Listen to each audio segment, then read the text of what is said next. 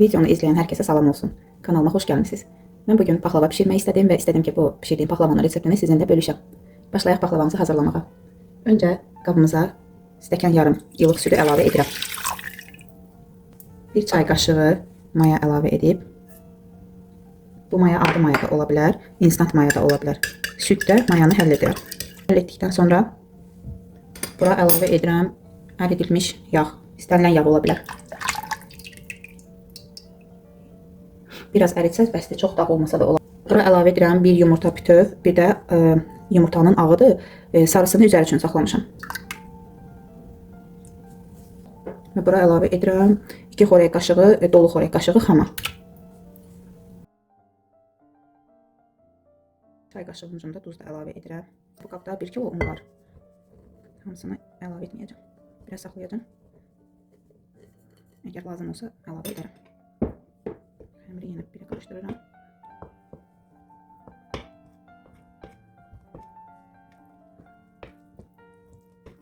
Bəzən olur ki, onun hamısını əlavə edirsən, o zaman ya xəmir çox bərk ola bilər, ya çox yumuşaq ola bilər. Ona görə az-az əlavə etməkdə fayda var.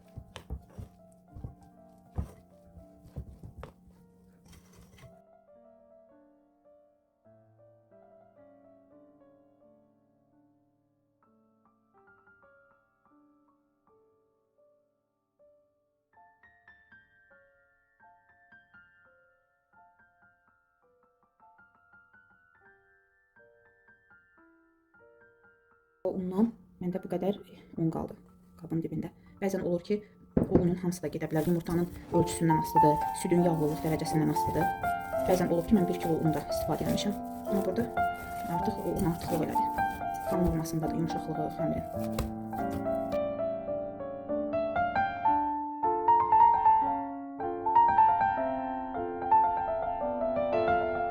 Xəmirimizi biraz dincəlməyə göndəririk. Hardasa 20 dəqiqə, 15 dəqiqə direkt dincəldirik. Keçək içliyimizi hazırlamağa. İçli üçün yarım kilo qoz ləpəsi lazımdır. Qoz ləpəsini blenderdən keçirdirik. Amma çox da xırda olmasın. Biraz böyük qalanda qəşəng olur. Paxlavanın arasında, qatların arasında qoz görünəndə həm görünüş olaraq, həm dad olaraq çox qəşəng olur.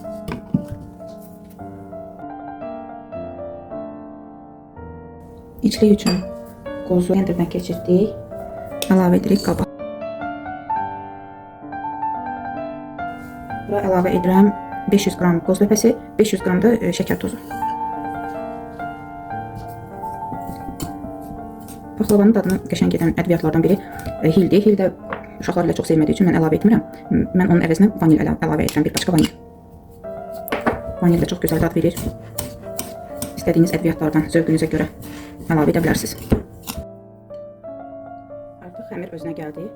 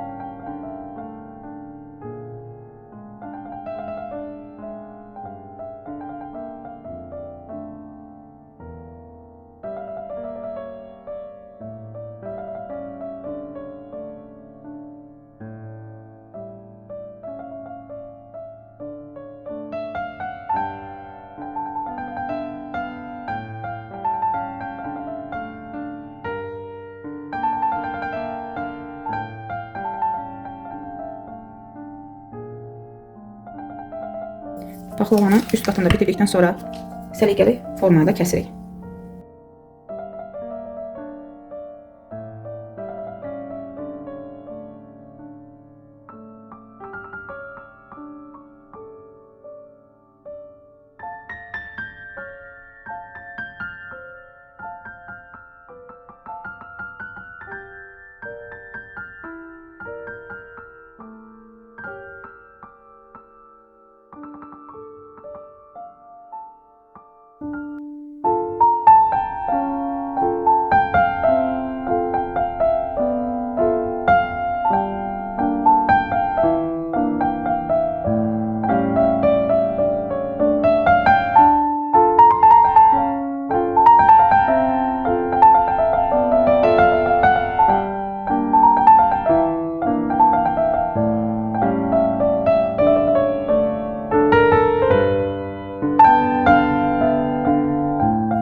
Artıq paxlavaları göndəririk sobaya. 180 dərəcədə alt üst rejimdə pişməyə göndəririk. Paxlavanı 20 dəqiqə bişirdikdən sonra aralarını bir daha kəsirik və aralarına yağ əlavə edirik.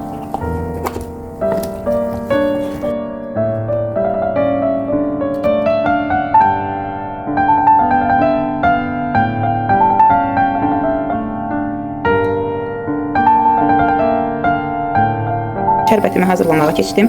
Burada 3 stəkan su, 3 stəkan da şəkər tozu var.